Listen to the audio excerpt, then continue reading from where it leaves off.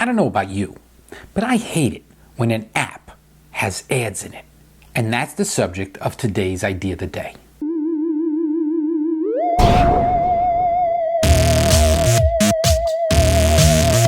Well, they say there's no such thing as a free lunch. At least that's how the saying goes. But over the years, we've had something brand new that's been free. Free apps. And the concept of free apps came along when Apple added the ability to have advertisements inside of an app. At the time, it seemed like a pretty simple thing. You got a lot of app developers out there willing to put their app out there for free, hoping that you'll make some money in the back end off of advertising. Well, as it turns out, that caught on pretty well, which I think is pretty weird because the original App Store, when it first came out, almost all the apps were following the iTunes song model of being a buck, which actually made people millionaires. So a lot of people who became millionaires in the early days of app development by selling $1 apps to 1 million people who were looking for apps. Well, as it turns out, that model is still out there. But when I go to, let's say, the Kindle App Store, which is really the Android App Store, or to the regular App Store looking at apps, there are, in some cases, it seems, more free apps than there are paid ones.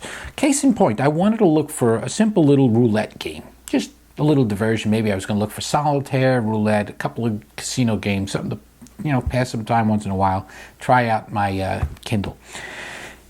I couldn't find one that I could buy. I really couldn't. It took me a long time, and I had to actually eventually change the filters to make it work because almost all the most popular apps had basically the free model, which had ads in it. And I have a thing about ads. Ads have their place. There's probably an ad while you're watching this video, possibly on the bottom or at the beginning. I get it. But when an ad takes up an enormous amount of the screen space, let's say in my case I have an iPhone 5 sized phone, mine's an SE, it seems obnoxious to have ads on the screen while you're playing the game.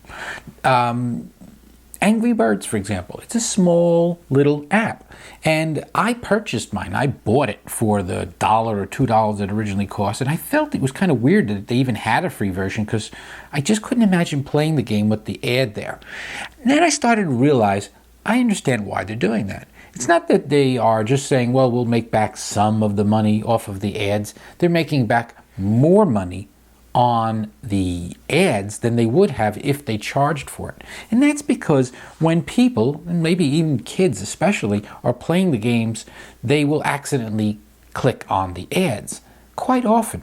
And so, well, they have to click an awful lot to make back whatever they lost. No, it doesn't. Because the way ads work, Amazon, actually they're only behind the Kindle, but the ad service companies, which more often than not are getting their information from big data, companies like Google and so forth, they have ways of profiling the ads you're likely to click. But even if they didn't do that, the price per click or touch of an ad can, in some cases, depending on what ad it is, it could be several dollars to, let's say they've already profiled you as somebody who might be shopping for insurance. The keyword price for an ad click in insurance could be $70 a click. $70. So now the thought process is, well, they could put the app out for $1 or $2 or whatever they originally were going to charge for it. And then they see that as being the losing proposition because they can make far much more by you potentially occasionally accidentally clicking on an ad, or your child accidentally clicking on it, or you just even legitimately clicking on a bunch of ads while you're playing the game. Personally, I find them distracting, and I think there's got to be a better way. I mean, app developers all want to make money. I get that. But I think that the concept of the ads overlaying the game while you're playing it is just plain wrong. If they want to do it by ad-supported things, maybe just put a little sponsor message as it loads up, and even then they're still likely to get clicks accidentally, but I can't even imagine doing that. And speaking of ads, I have a Kindle, this is the Fire, and when I turn mine on, it looks like that. Well, at least it does today. It's a beachfront.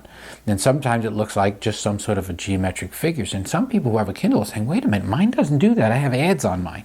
Well, that's because when I originally bought my first Kindle, and this is like my third one, I opted for paying to get the ads removed, which was a one-time charge that I got after the fact because I hated seeing those obnoxious ads on there. So I paid for it once, and now it's linked to my Amazon account, and every time I use any of my Kindles, I get a nice, pretty little startup screen. I don't accidentally see ads. And I know some people are saying, oh, why would I want to pay them $15 just to get rid of the ads? Well, I like my device to look like my device, not like an advertising platform. And so that's my rant of today, which is my idea of the day. It's just another rant. And that's today's idea of the day. All right. So that's today's idea of the day. I hope you liked it. If you visit ideaoftheday.com, you'll see a new one every day. Every day. Yeah, some of them don't suck. And don't forget to subscribe. And you can see them here every day. Brand new one. And some of my videos don't suck either.